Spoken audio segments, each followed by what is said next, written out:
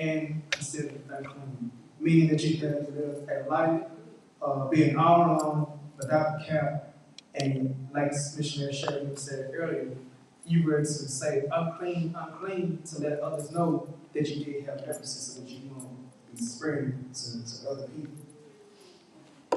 All right. Any comments before we move on to the causes of leprosy? I just thought about when you were speaking, I said that the priest did a thorough checkup, I guess you could say, because you were saying if they see this one little white or yellow or whatnot, then I thought about that's how God look at us. That's right. He does a thorough checkup on us. That's why David said, "Create in me a clean heart and renew the right spirit in me." So we can't hide it because it's going to be revealed. Right. So when you were saying, I was just looking, I'm like, wow, they have to actually examine the person real careful. Not like as you go to the doctor today.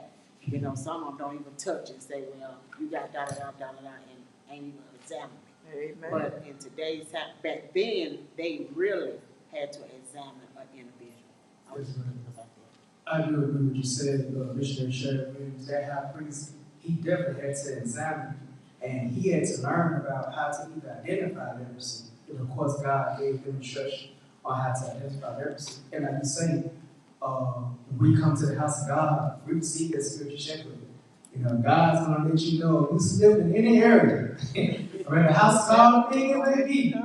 Pastor, he go reveal it. God's going to reveal it to the pastor, the pastor going to reveal it to us. It didn't happen any time. Yeah, and that's what I like about God. You know, He loves us so much that He's willing to show you where you need to improve. That's right. Because we all growing in the faith. So and God chastises the ones He loves. So you're on the right track, and God trying to get your attention. Brother Betrayal, in your studies, did you study anything about America? What is the percentage I'm of glad you said that. in America? Yeah, I do have that note.